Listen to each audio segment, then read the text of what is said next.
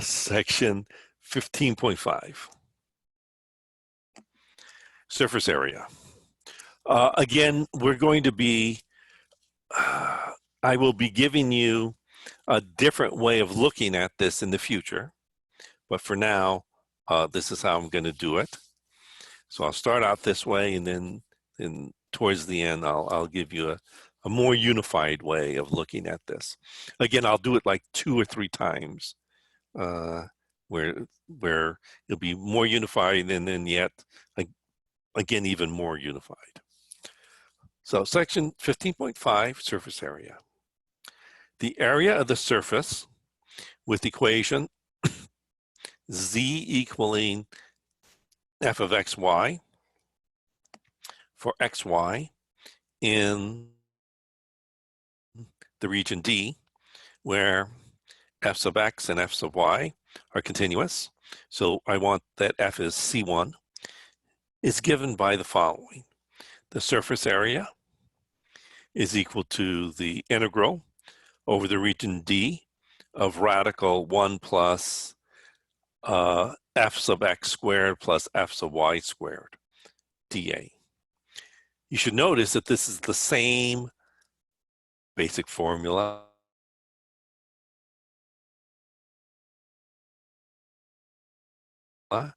as finding arc length. We just have a single integral. For the surface area, it's a double integral. It's the same sort of thing that we looked at before. Page 1068.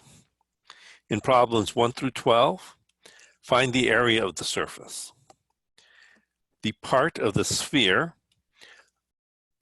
x squared plus y squared plus z squared equaling 4, that lies above the plane, z equaling 1. I'm going to try, if I can, to draw this as best I can.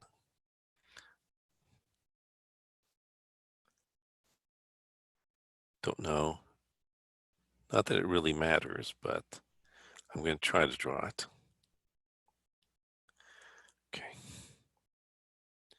So this is a sphere centered at the origin. So it's a sphere centered at the origin of radius 2. So it's some sphere centered at the origin of radius 2, but we cut it off here when z is equal to 1. So I'm going to cut this off here when z equals 1.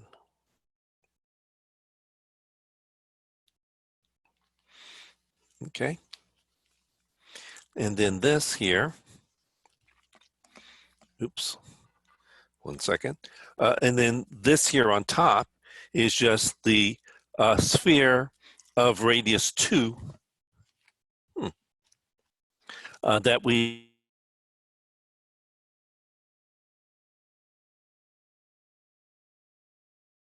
the part of like a basketball or something. So that's that part here. Okay, so it's just this outer skin here, where this here. Oh, see, this is the plane. So this is the plane intersecting this, and this is the x squared plus y squared plus z squared equaling 4. Okay, and we want to find this surface area here. Okay, so let's do that. So I have this following formula here, that the surface area, S, is equal to this region here, the double integral over the region D of 1 plus the partial of f with respect to x squared plus a partial of f with respect to y squared, let's call it dA. So I'm going to try to figure out that. So first, well, notice then this, put in red. Then I can write z here, this height here, as a function of x and y as 4 minus x squared minus y squared. And I can just write it that way.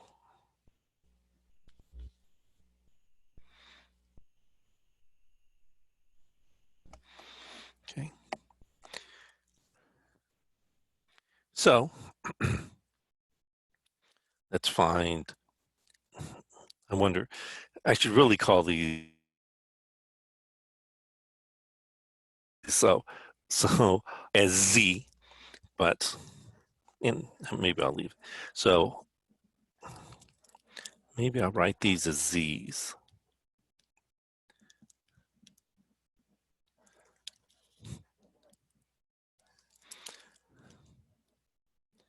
Z of x, z of y. So let me do it that way. So this is equal to, let's do z. So if I do that, partial, this is going to be 1/2 4 minus x squared minus y squared to the minus 1/2 all times the derivative of what's inside, negative 2x. Okay. So z sub x is equal to a negative x 4 minus x squared minus y squared. Okay. So if I square that, maybe I'll square it because so z sub x squared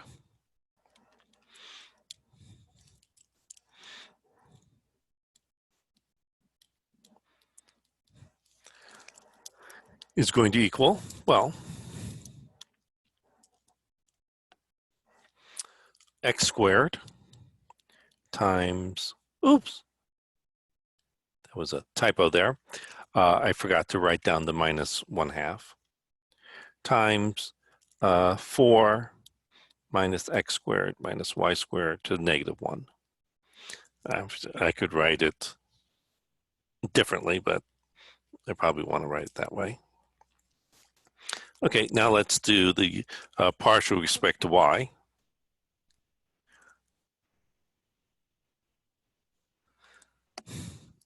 And so z with respect to y is going to be very similar.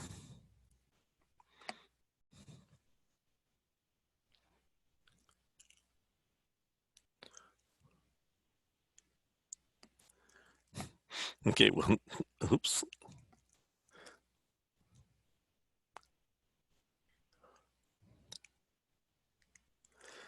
And so this is just going to be, again, 1/2 4 minus x squared minus y squared to the negative 1/2, all times the derivative of what's inside, a negative 2y. And so the partial of z respect to y, well, the 2's are going to cancel. Well, maybe I should write it that way, actually.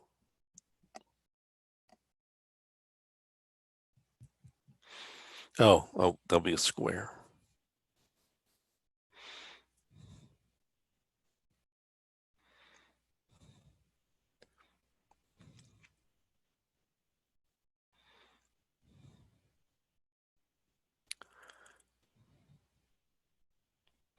Oh, that would have been shorter, but okay, so this is equal to, let's cancel those. So negative y 4 minus x squared minus y squared to the minus 1/2. So let's square this. So I'm just going to get a y squared divided by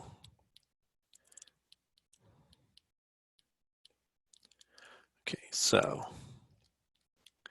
now let's look at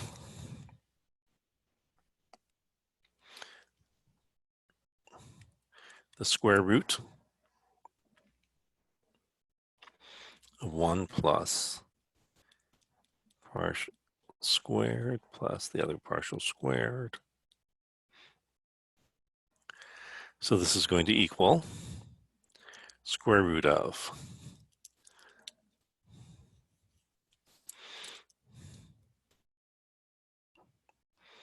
1 plus x squared over 4 minus x squared minus y squared plus y squared for 4 minus x squared minus y squared. And so getting common denominator, the x squares and y squares cancel. And so you just get 4, and the square root of 4 is 2. 4 minus x squared minus y squared.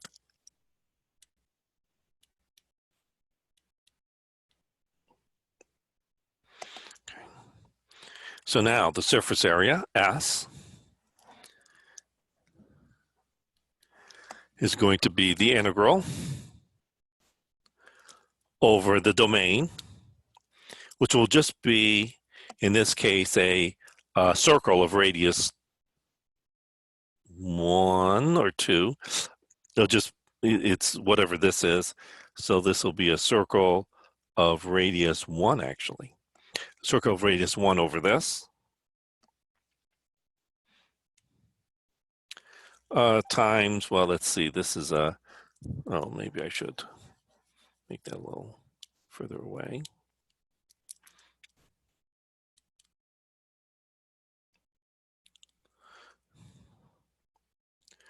Four minus x squared minus y squared dA. Okay, so let's, I don't really like the way that looks.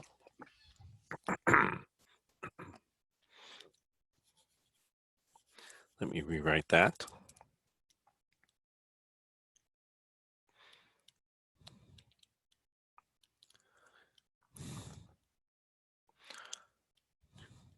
There, that looks a little bit better. Okay, so now I could integrate this in rectangular coordinate system, but since it's over a circle, I might as well use some sort of, change of variable. So let me use some sort of coordinates.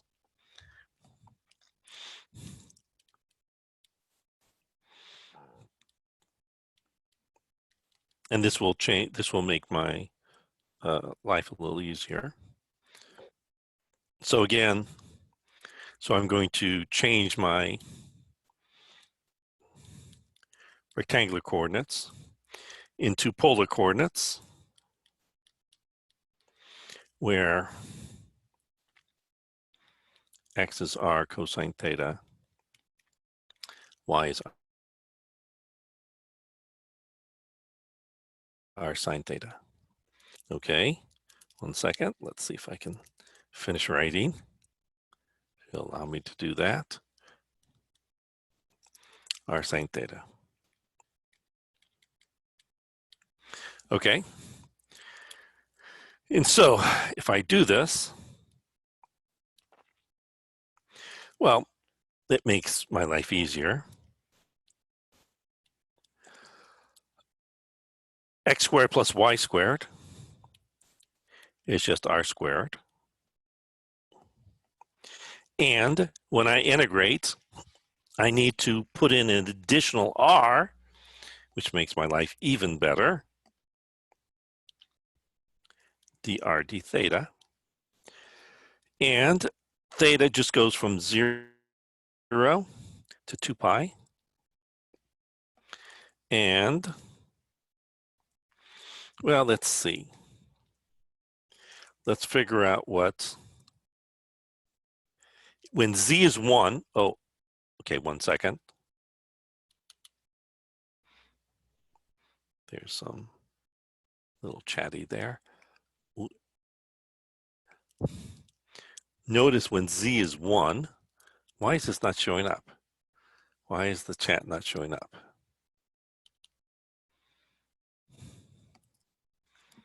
Hopefully it means you guys can still hear me. I cannot see you for some, or can't see the chat for some reason. Okay, why can't I see the chat? Why?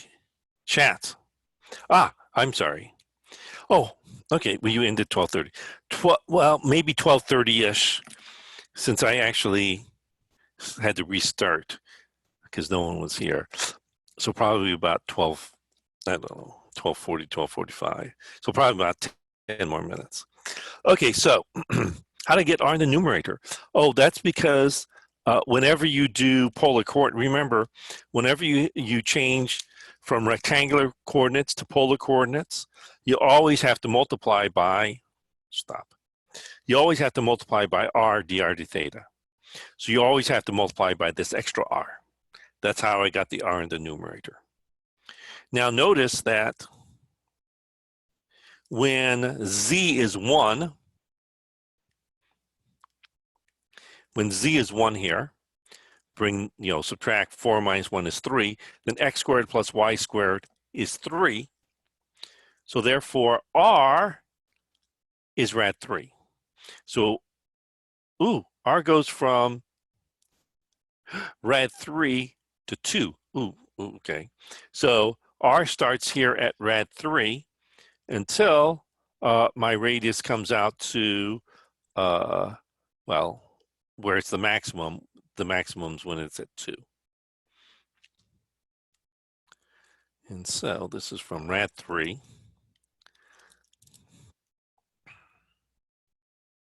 to 2. Okay. So let's do that. So I can integrate. So this is the integral from 0 to 2 pi of, well, the integral of 4 minus r squared to the 1/2. If I take that derivative, I'll bring down a half. So I still need times -2. So those cancel. So I still need a -2 between r equaling rad 3 and r equaling 2.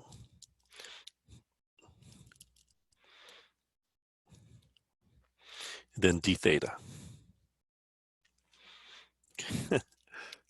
Okay. And then d theta. Okay. Okay, so let's plug in. So this is integral from 0 to 2 pi. Plug in 2. So you get, if you plug in 2, you get 0. Because that's just going to be a 0 here. You plug in rad 3, you're going to get a +2. Rad 3 squared. Maybe I'll just actually say that. So it's a 4 minus 3, which is the 1 to the 1/2 d theta. And so this is just going to come out to 2.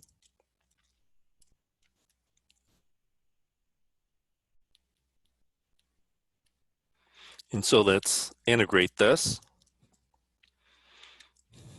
So you notice we've made this integral quite easy. Between 0 and 2 pi. And so if I plug in 2 pi, I get 4 pi minus 0. And so the surface area of this cap of this